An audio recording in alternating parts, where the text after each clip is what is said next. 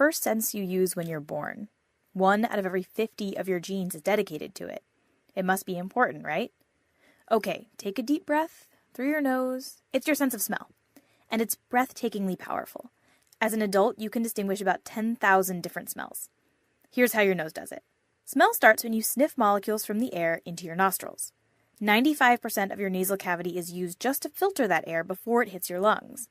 But at the very back of your nose is a region called the olfactory epithelium, a little patch of skin that's key to everything you smell. The olfactory epithelium has a layer of olfactory receptor cells, special neurons that sense smells, like the taste buds of your nose. When odor molecules hit the back of your nose, they get stuck in a layer of mucus covering the olfactory epithelium.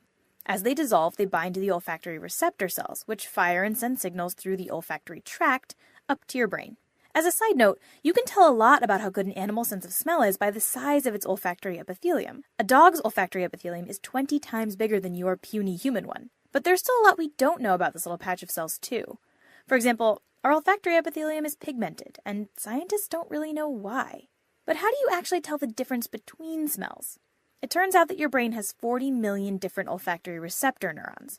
So odor A might trigger neurons 3, 427, and 988, and odor B might trigger neurons 8, 76, and 2,496,678.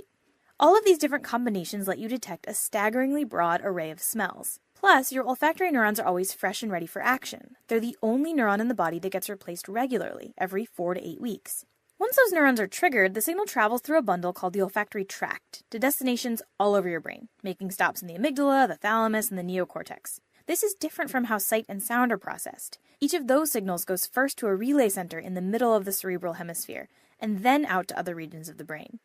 But smell, because it evolved before most of your other senses, takes a direct route to these different regions of the brain, where it can trigger your fight or flight response, help you recall memories, or make your mouth water. But even though we've all got the same physiological setup, 2 nostrils and millions of olfactory neurons, not everybody smells the same things. One of the most famous examples of this is the ability to smell so-called asparagus pea. For about a quarter of the population, urinating after eating asparagus means smelling a distinct odor. The other 75% of us don't notice. And this isn't the only case of smells differing from nose to nose. For some people, the chemical androstenone smells like vanilla. To others, it smells like sweaty urine, which is unfortunate because androstenone is commonly found in tasty things like pork. So with the sweaty urine smellers in mind, pork producers will castrate male pigs to stop them from making androstenone. The inability to smell a scent is called anosmia, and there are about 100 known examples. People with allicin anosmia can't smell garlic.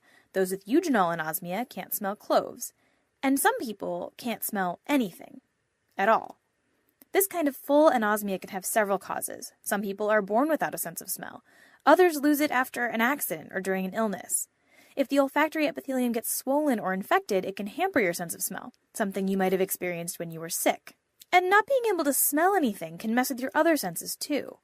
Many people who can't smell at all also can't really taste the same way the rest of us do.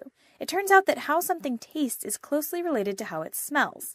As you chew your food, air is pushed up your nasal passage, carrying with it the smell of your food. Those scents hit your olfactory epithelium and tell your brain a lot about what you're eating. Without the ability to smell, you lose the ability to taste anything more complicated than the 5 tastes your taste buds can detect: sweet, salty, bitter, sour, and savory. So the next time you smell exhaust fumes, salty sea air, or roast chicken, you'll know exactly how you've done it, and perhaps be a little more thankful that you can.